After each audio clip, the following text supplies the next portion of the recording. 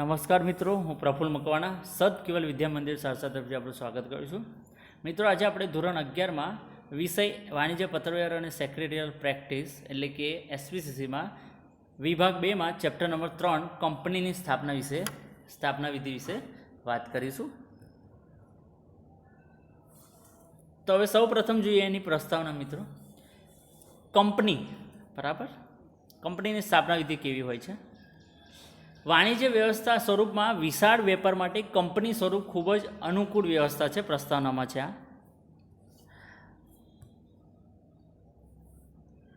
Company કૃત્રિમ વ્યક્તિત્વ ધરાવે છે. તેનું કાયદાકીય વ્યક્તિત્વ આપોઆપ અસ્તિત્વમાં આવતું નથી. અસ્તિત્વમાં આવવા માટેની વિધિ જટિલ અને લાંબી છે. વ્યક્તિગત માલિકીની સ્થાપના સરળતાથી થઈ શકે છે.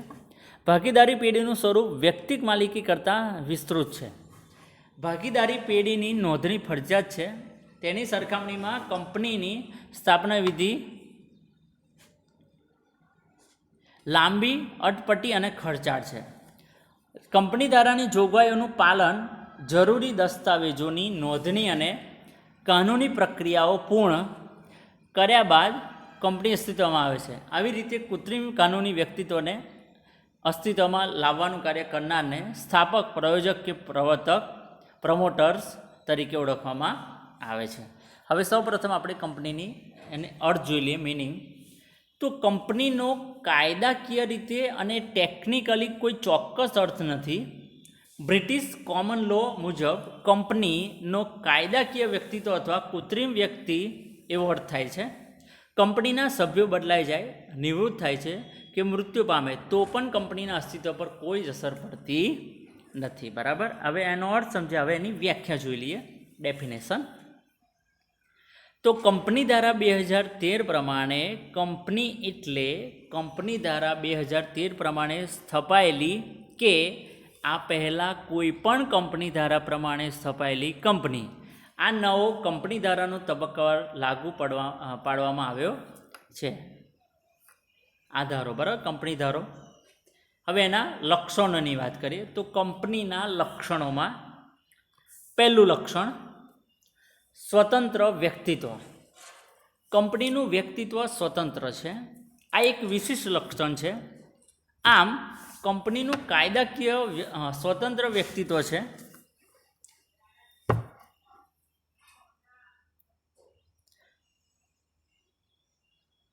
સ્વતંત્ર વ્યક્તિત્વમાં શું કે કંપનીનું વ્યક્તિત્વ સ્વતંત્ર છે, એટલે કોઈ ઇન્ડિપેન્ડ, કોઈ બીજા પર આધાર રાખતું નથી. આ એક વિશિષ્ટ લક્ષણ છે એનામાં. બીજું લક્ષણ કંપનીના સભ્યોની મર્યાદિત જવાબદારી. એટલે કંપની કાયદાકીય વ્યક્તિત્વ ધરાવે છે. કંપની વ્યક્તિ તરીકે સંપત્તિ અને જવાબદારીની માલિક છે, પરંતુ સભ્યોની જવાબદારી તેમણે ધારણ કરેલ શેર પૂરતી જ મર્યાદિત હોય છે. છતાં અમર્યાદિત જવાબદારીવાળી કંપનીની રચના થઈ શકે છે.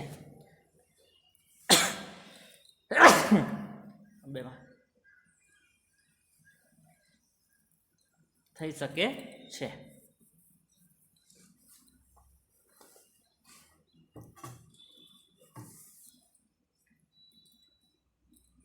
કાયમી અસ્તિત્વ એનું. કંપની કૃત્રિમ વ્યક્તિત્વ ધરાવતી વ્યક્તિ છે અને તે કાયમી અસ્તિત્વ ધરાવે છે. તેના સભ્યોના મૃત્યુ કે માંદગીની કંપનીના અસ્તિત્વ પર અસર થતી નથી. અલગ મિલકત, બરાબર, કાયમી અસ્તિત્વ પછી એનું લક્ષણ નેક્સ્ટ ચોથું છે અલગ મિલકત. કંપની એક અલગ વ્યક્તિ હોવાના કારણે તે પોતાના નામે મિલકત ખરીદી શકે છે, વેચી શકે છે. કોઈપણ શેર હોલ્ડરનો કંપનીની મિલકત પર કોઈ અધિકાર હોતો નથી. તો મિત્રો, આ લક્ષણોમાં આપણે હવે આગળનું લક્ષણ જોઈએ, પાંચમું, શેરોનું હસ્તાંતરણ. નિયમન પત્રમાં જણાવેલ નિયમો અનુસાર કંપનીના શેરની ફેરબદલી થઈ શકે છે. શેરની ફેરબદલી, બરાબર, એક કંપનીમાંથી બીજા કંપનીના શેર આપણે કન્વર્ટ કરી શકીએ છીએ. કંપની દાવો કરી શકે, કંપની ઉપર દાવો થઈ શકે છે. કંપની કાયદાની નજરમાં એક કાયદાકીય વ્યક્તિ હોવાના કારણે તે કોઈની પણ સામે કાયદાકીય પગલાં લઈ શકે છે. તેવી જ રીતે કોઈપણ ત્રાહિત વ્યક્તિ કંપનીના કરાર ભંગ કે અન્ય કારણસર કંપની સામે દાવો કરી શકે છે. 7. વ્યવસાયિક સંચાલન કોર્પોરેટ ક્ષેત્ર વ્યવસાયિક મેનેજરોને આકર્ષવાની ક્ષમતા ધરાવે છે. વ્યવસાયિક મેનેજરો કાર્યદક્ષ અને ગતિશીલ હોય છે, જે કંપનીને પ્રગતિના શિખરે જઈ શકે છે. આગળ નાણાકીય વ્યવસ્થા કંપની શેર કે ડિબેન્ચર દ્વારા એકઠી કરેલી મૂડીથી ધંધાની શરૂઆત કરે છે. બરાબર, તો એના લક્ષણો આપણે 8 પોઈન્ટ જોઈ ગયા. હવે કંપનીની સ્થાપના વિધિ કેવી હોય છે તેના પોઈન્ટ જોઈએ. તો કંપનીની સ્થાપના કરવામાં ઘણી બધી કાયદાકીય જોગવાઈઓનું પાલન કરવું પડે છે. સ્થાપના વિધિ જટિલ અને ખર્ચાળ છે. આ કાર્ય અચાનક થઈ જતું નથી, તે માટે નીચેના તબક્કામાંથી પસાર થવું પડે છે. પહેલો તબક્કો સ્થાપના પહેલાંનો તબક્કો, નોંધણી પહેલાંનો તબક્કો કેવો હોય છે તેના પોઈન્ટ આપણે જોઈશું. એમાં જોઈએ પહેલું સ્થાપના પહેલાંનો તબક્કો અથવા નોંધણી પહેલાંનો તબક્કો. આ કંપનીની સ્થાપનાનો પ્રથમ તબક્કો છે. આ પ્રારંભિક તબક્કામાં કંપની સ્થાપવાની વ્યવહારુ શક્યતા, સાધનોની ઉપલબ્ધિ અને મૂડી વિશે તપાસ કરવામાં આવે છે. આમ કંપનીની સ્થાપના નીચેના તબક્કામાં પસાર થાય છે. એમાં પહેલું ધંધાની સ્થાપનાનો વિચાર. કંપની સ્વરૂપમાં ધંધાની સ્થાપના અંગેનો ખ્યાલ એક વ્યક્તિ કે વ્યક્તિના સમૂહને ઉદ્ભવે છે. આ ખ્યાલ ધંધાની સ્થાપના તરફ દોરી જાય છે. સ્થાપકના આ બીજા રોપણને તેની કલ્પના શક્તિ અને સર્જકતા પોષે છે. તે તેમાં રહેલા જોખમો ઉઠાવવા તૈયાર હોય છે અને માનવ શક્તિ તેમજ માલ સામાનને ક્રિયાશીલ કરી ધંધા તરફ વાળે છે. ત્યારે કંપની અસ્તિત્વમાં આવે છે. એટલા માટે કંપનીને પ્રવર્તકનો માનસ પુત્ર કહેવામાં આવે છે. એટલે ધંધાની સ્થાપનાનો વિચાર પહેલાં એને આવવો જોઈએ. નેક્સ્ટ પ્રાથમિક તપાસ. બીજા નંબરે વૈચારિક ખ્યાલની શક્યતાઓ નિષ્ણાતો દ્વારા તપાસવામાં આવે છે. આવક અને ખર્ચ અંગે અંદાજ લગાવવામાં આવે છે અને જો પરિણામ સંતોષકારક હોય તો ઘનિષ્ઠ તપાસ કરવામાં આવે છે. બરાબર. 3 નંબર વિગતવાર તપાસ. જો વિસ્તૃત તપાસ કરવામાં ન આવે તો વિપરીત પરિણામો આવી શકે છે. સરકારી નીતિ કાનૂની નિયંત્રણો, કાચા માલની ઉપલબ્ધિ, માંગ અને પુરવઠાની સ્થિતિ, સહાયક સેવાઓની સગવડ વગેરે બાબતો અંગે ચકાસણી કરી તપાસ કરાય છે. વિગતવાર તપાસની ચિસ્ત સ્પષ્ટ બને છે અને આગળ વધતું કે યોજના પડતી મૂકવી તે અંગે નિર્ણય લેવાય છે. નેક્સ્ટ સંસાધનોની સગવડ. પ્રોજેક્ટને આગળ ધપાવવાનો નિર્ણય લેવામાં આવે ત્યારે જરૂરી સંસાધનો જેમ કે મશીનરી, સાધનો, જમીન વગેરેની વ્યવસ્થા કરવા પત્ર વ્યવહાર કરાર અને અન્ય જરૂરી વિધિઓ કરવામાં આવે છે. નેક્સ્ટ નાણાકીય વ્યવસ્થા. જે સાધનો કે મિલકતો ખરીદવા માટે અને સ્થાપના અંગેના જરૂરી ખર્ચાઓ આવશ્યક બનશે તે અંગે નાણાકીય બાબતોની વિચારણા હાથ ધરાય છે. બરાબર. સૌપ્રથમ મિત્રો આમાં આપણે જોયું તો કે આ તબક્કા સ્થાપના પહેલાંના તબક્કા એટલે કે નોંધણી પહેલાંના તબક્કા જોયા. હવે નેક્સ્ટ પોઈન્ટ છે નોંધણીનો તબક્કો. બરાબર. સ્થાપના પહેલાંનો તબક્કા અને નોંધણીનો તબક્કો કેવો હોય છે તે જોઈએ. તો નોંધણી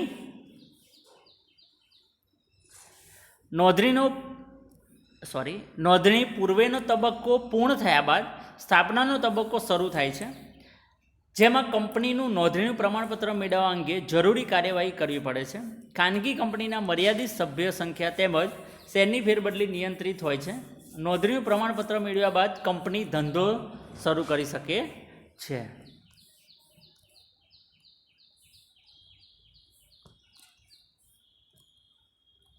ખાનગી કંપની હોય કે જાહેર કંપની, બંને પ્રકારની કંપની માટે નોંધણીનું પ્રમાણપત્ર મેળવવું અનિવાર્ય છે. તે માટે નીચેના દસ્તાવેજો રજૂ કરવા પડે છે. એમાં પહેલું આવેદનપત્ર, મેમોરેન્ડમ ઓફ એસોસિએશન, MOA એને કહેવાય ટૂંકમાં. કંપનીનો આ પાયાનો મૂળભૂત દસ્તાવેજ છે. આ દસ્તાવેજમાં જે કલમો હોય છે તેના આધારે કંપનીનું ધ્યેય, કાર્યક્ષેત્ર નક્કી થાય છે. આ દસ્તાવેજોમાં કંપનીનું નામ, ધ્યેય, મૂડી, સભ્યની જવાબદારી, રજિસ્ટર ઓફિસ વગેરે દર્શાવવામાં આવે છે. આ દસ્તાવેજ ત્રાહિત પક્ષ અને કંપની વચ્ચેનો સંબંધ નક્કી કરે છે. કોઈપણ કંપની માટે આવેદનપત્ર પાયાની અને અગત્યની પ્રાથમિક જરૂરિયાત છે. આવેદનપત્ર દ્વારા કંપનીનો ધંધો નક્કી થાય છે. ત્યારબાદ નિયમનપત્ર, કેટલાક રૂલ્સ નિયમો હોય છે. નિયમનપત્ર એ કંપનીનો આંતરિક વહીવટ અને ધારાધોરણો દર્શાવતો દસ્તાવેજ છે. આવેદનપત્રમાં કંપનીનું જે ધ્યેય નક્કી થયું છે તેને સાકાર કરવા કંપનીના નીતિ નિયમો આમાં નક્કી કરવામાં આવે છે. નેક્સ્ટ, સંચાલકોની યાદી. કંપનીના સંચાલક તરીકે જે વ્યક્તિઓ કાર્ય કરવાની હોય તેમના નામ, સરનામા, ધંધો, ઉંમર, રાષ્ટ્રીયતા વગેરે દર્શાવીને તેમના નામોની યાદી કંપની રજિસ્ટર સમક્ષ મૂકવામાં આવે છે. નિયત કરવામાં આવે તેવી કંપનીમાં સંચાલકોમાં ઓછામાં ઓછી એક મહિલા સંચાલક હોવી જરૂરી છે. નેક્સ્ટ, સંચાલકોની લેખિત સંમતિ અને સોગંદનામું એમાં હોવું જોઈએ. તો કે દરેક સંચાલકે રજિસ્ટ્રારને સંચાલક તરીકે જવાબદારી સ્વેચ્છાએ સ્વીકારે છે તેવી લેખિત સંમતિ આપવી પડે છે. તે ઉપરાંત ભરનું ભરનાર પ્રથમ સંચાલકે રજિસ્ટ્રાર સમક્ષ નીચેની બાબતો અંગે સોગંદનામું રજૂ કરવું પડે છે. તે કોઈપણ ગુના માટે ગુનેગાર ઠરેલ નથી. તે કોઈપણ છેતરપિંડી કે ગેરરીતિ માટે ગુનેગાર ઠરેલ નથી.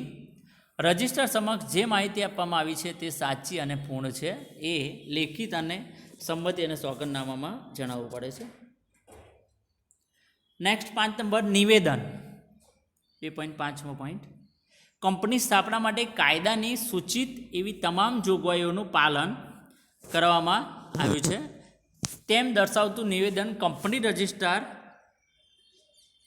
સમક્ષ નોંધાવવું પડે છે. આ નિવેદન છાપેલું હોવું જોઈએ. એમાં advocate, chartered accountant, cost accountant અથવા કંપની સેક્રેટરીમાંથી જે આ કંપનીની સ્થાપના વિધિમાં સંકળાયેલ હોય તેને સહી કરવી પડે છે. કંપનીના નિયમનપત્રમાં જે સંચાલક, મેનેજર કે સેક્રેટરી તરીકે જેનું નામ હોય તેને સહી કરવી પડે છે. નેક્સ્ટ, અન્ય કંપનીમાં હિત અંગેની જાહેરાત.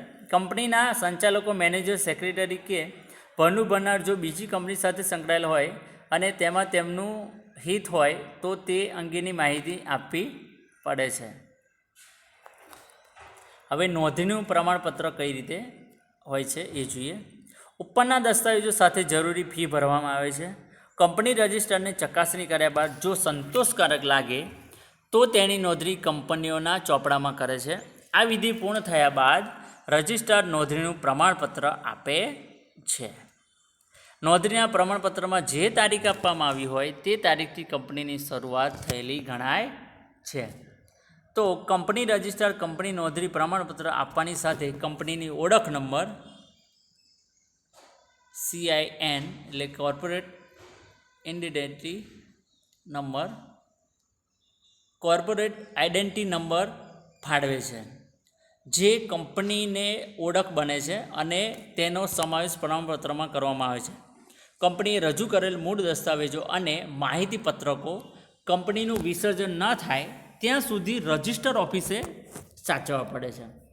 હવે મિત્રો આમાં કેવું હતું કે કંપની નોંધણીનું પ્રમાણપત્ર ત્યારે જ મળે કે સંતોષકારક એના પરિણામો હોય, કંપનીની ચકાસણી થઈ ગઈ હોય અને પછી જ્યારે નોંધણી કરવાની હોય ત્યારે રજિસ્ટર ઓફિસથી એને નોંધણીનું પ્રમાણપત્ર આપવામાં આવે છે. તો મિત્રો આપણે આ ચેપ્ટરમાં જોયું કંપનીની સ્થાપના વિધિ કેવી હોય છે ટૂંકમાં, બરાબર.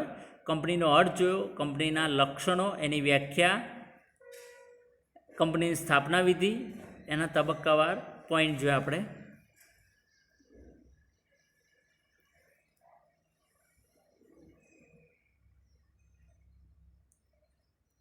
Thank you very much.